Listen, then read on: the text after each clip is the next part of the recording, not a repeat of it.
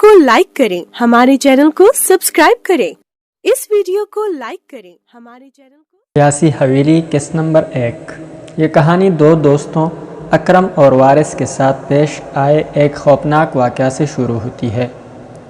अकरम और वारिस दोनों दोस्त थे और नशे की लत में मुब्तला थे। वो दोनों काफ़ी अरसे से नशा करते आ रहे थे, लेकिन अब वारिस नशा छोड़ना चाहता था। उस दिन भी अकरम वारिस के पास आया और उसे नशा करने के लिए उकसाने लगा। वारिस के लाख इनकार करने के बावजूद अकरम ने आखिरकार उसे मना ही लिया। चूँकि यह एक गांव था और गांव में हर किसी को दूसरे पर नज़र होती है, इसलिए ये लोग सरेआम नशा नहीं कर सकते थे। अकरम ने वारिस को बताया कि वो जो गांव में खाली हवेली कड़ी है, आज वहाँ चलकर रात को नशा करेंगे।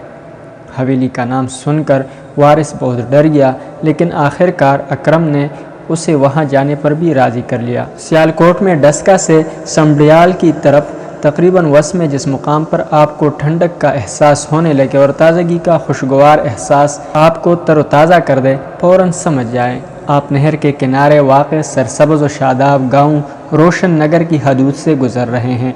यहीं पर इलाके का ताना भी आबाद है, जिसकी हदूद में रोशन नगर और आसपास के दीगर देहात आते हैं। यहाँ कड़े तांगे और पिकअप गाड़ियाँ मुसाफिरों को रोशन नगर गाँव ले जाने के लिए सूरज ढलने तक खड़ी रहती है। यही रोशन नगर वारिस और अकरम का गाँव था, जिसकी आबादी के बाहर खेतों के बीचों बीच नीले हवेली वाक़ थी। नीली हवेली को ये नाम इसके नीले रंग की वजह से मिला था। हवेली की चांदनी रातों में 400 अपना नीला रंग बखेरती तो देखने वाले दंग रह जाते। दूर से देखने पर ऐसा मालूम होता जैसे खेतों में खूबसूरत नीला फूल खिला हुआ है। दिन की रोशनी में तो ये एक आम सी हवेली दिखाई दी थी, मगर रात के वक़्त ये खूबसूरत शाहकार नज़र आती थी। किसी ज़माने में ये बहुत खूबसूरत और आलीशान हुआ करती थी, मगर रफ्ता रफ्ता उसका हुस्न गहना गया। कहा जाता है तक़सीम हिंद से भी पहले पुराने वक्तों में इस हवेली में इलाके का नवाब ठाठ बाट से ज़िंदगी गुजारता था। 19वीं सदी में बरसग़ीर में ईस्ट इंडिया कंपनी ने कदम जमाए तो दीगर इलाकों की तरह इस हवेली पर भी अंग्रेज़ काबिज़ हो गए। बहरहाल बरसग़ीर से अंग्रेज़ अपनी बसात लपेट कर रुख़्सत हुआ तो वक़्त का पहिया घूमने के साथ होते होते नीली हवेली चौधरी उमर दराज के आबा व अजदाद के हिस्से में आ गई। चौधरी उमर दराज का बाप चौधरी हाकिम एक नेक नाम और नेकदिल इंसान था। रोज़ाना रात को हवेली के बड़े सहन में बैठक जमती, गांव के बड़े बूढ़े इकट्ठे होते, हर किस्म के मौज़ूआत पर तबसरे होते, कहकहे बकरते। मगर चौधरी हाकिम की वफ़ात के बाद ये सिलसिला दम तोड़ गया। उसकी वफ़ात के बाद भी चौधरी उमर दराज की माँ और बीवी हवेली के दरवाज़े हमेशा गाँव के लोगों के लिए खुले रखते। सारा दिन गाँव की औरतों का उनके यहाँ आना जाना रहता, लेकिन रफ्ता रफ्ता हवेली की रौनक की वजह बनने वाले मकीन मर गए। पहले चौधरी उमर दराज की माँ पुरअसरार हालत में मौत का शिकार हुई और फिर उसकी बीवी भी एक दिन अचानक जिंदा जलकर मरी। हवेली से मुताल्लिक़ अजीब व गरीब कहानियाँ गाँव में फैलने लगी। शहूर हो गया कि हवेली असीब ज़िद्दा हो गई। उससे मुताल्लिक़ अजीब व गरीब वाक़यात ज़ुबान ज़द आम हो गए। अब ये वो हवेली ना रही जो कभी गाँव वालों की आंखों का तारा हुआ करती थी। वहाँ जाने के लिए बेचैन रहने वाले लोग अब उससे कनी कतराने लगे। बहरहाल चौधरी उमर दराज हवेली का वाहिद मकीन था जो बच गया, लेकिन उसे भी हरे भरे खेतों में गहरी नीली हवेली में रोनुमा होने वाले पुरअसरार वाक़यात ने वहाँ से बूरी या बिस्तर गोल करने पर मजबूर कर दिया और वो गाँव की आबादी के सिरे पर वाक़ एक नई हवेली में मुक़ीम हो गया।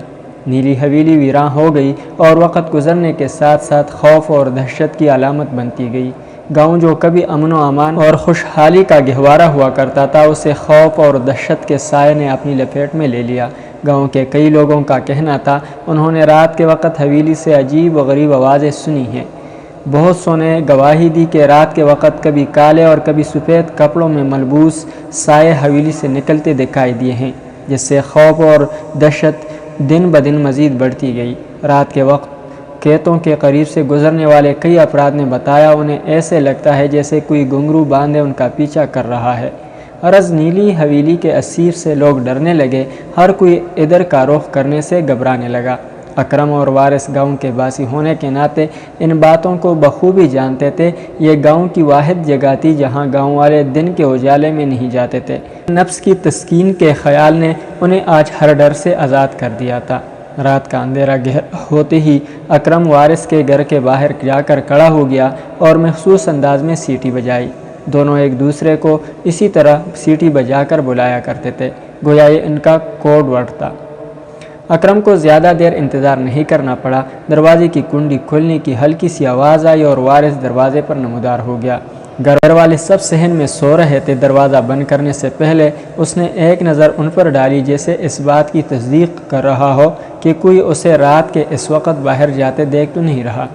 اچھی طرح اطمینان کر لینے کے بعد اس نے آہستگی سے دروازہ بند کیا اور دونوں دوست تیزی سے اندھیری گلی طے کرنے لگے۔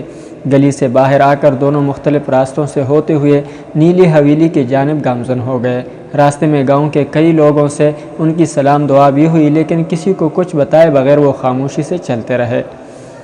گاؤں سے باہر نکل کر اب وہ کھیتوں کے بیچوں بیچ نیلی حویلی کی جانب جانے والی پگڈنڈی سے گزر رہے تھے۔ چونکہ رات کا وقت تھا، اس لیے اب انہیں یہ ڈر نہیں تھا کہ کوئی انہیں دیکھ نہ لے۔ چلتے چلتے بالآخر وہ منزل مقصود پر پہنچ گئے۔ نیلی حویلی کسی سیاہ بھوت کی مانند کھڑی ان کو گور رہی تھی۔ وارث اس پر اپنی نظریں نہیں جما پا رہا تھا۔ اکرم کے زور دینے پر وہ یہاں تک تو آ تو گیا تھا، لیکن اس کی اندرونی حالت کیا تھی یہ صرف وہی جانتا تھا۔ اکرم سارے معاملے میں اس کی رہنمائی کر رہا تھا۔ اس نے اندر گھسنے سے پہلے ایک نظر حویلی کا جائزہ لیا۔ اندر جانے کا راستہ تلاش کرنے میں اسے زیادہ تگ و دو نہیں کرنی پڑی۔ ایک مقام پر دیوار شکستہ ہونے کی وجہ سے گر پڑی تھی، جس سے اس کی بلندی اس قدر رہ گئی تھی کہ وہ اسے آسانی سے پھلانگ کر وہ اندر جا سکتے تھے۔ سب سے پہلے اکرم نے دیوار پان دی اور پھر وارث دیوار سے کود کر حویلی کے اندر جا گھسا۔ دیوار چونکہ چھوٹی تھی، اس لیے حویلی کا دروازہ کھولنے کی نسبت یہ زیادہ آسان کام تھا۔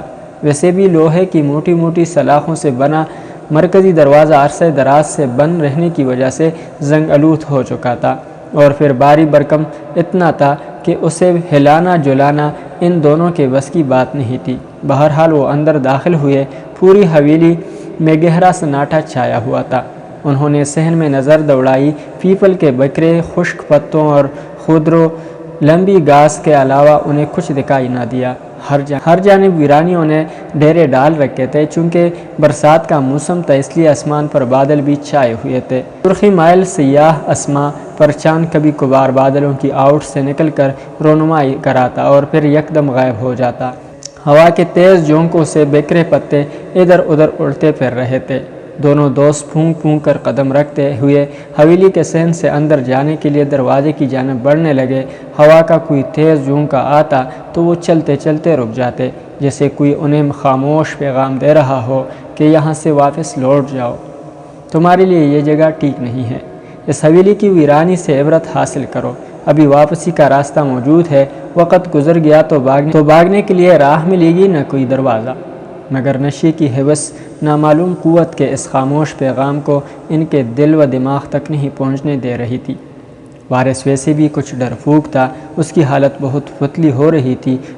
اسے ایسے محسوس ہو رہا تھا جیسے اکرم کے علاوہ کوئی تیسرا بھی ان کے ارد گرد موجود ہے، جو نہایت خاموشی سے ان کے ساتھ ساتھ چل رہا ہے۔ وارث کو وہ نظر تو نہیں آ رہا تھا، لیکن وہ اسے محسوس ضرور کر رہا تھا۔ اس نے اکرم کا ہاتھ مضبوطی سے تھام لیا۔ اکرم، پتہ نہیں کیوں مجھے یہ جگہ ٹھیک نہیں لگ رہی، وارث نے خوفزدہ لہجے میں کہا۔ یہ تمہارا وہم ہے یار، گھبراؤ مت، کوئی بھوت آئے گا تو اسے میں سنبھال لوں گا۔ اکرم نے مسکراتے ہوئے اسے تسلی دی۔ دونوں ایک دوسرے کا ہاتھ تھامے چلتے رہے۔ وارث نے پھر اس سے کوئی بات نہ کی۔ صحن ختم ہوا تو انہیں اندر جانے کا دروازہ نظر آیا۔ اکرم نے آگے بڑھ کر دروازے پر دباؤ ڈالا تو چڑچڑاہٹ کی تیز آواز فضا میں گونجی اور دروازہ بغیر کسی مزاحمت کے کھلتا چلا گیا۔ ناظرین، اگلی قسط تک اللہ حافظ۔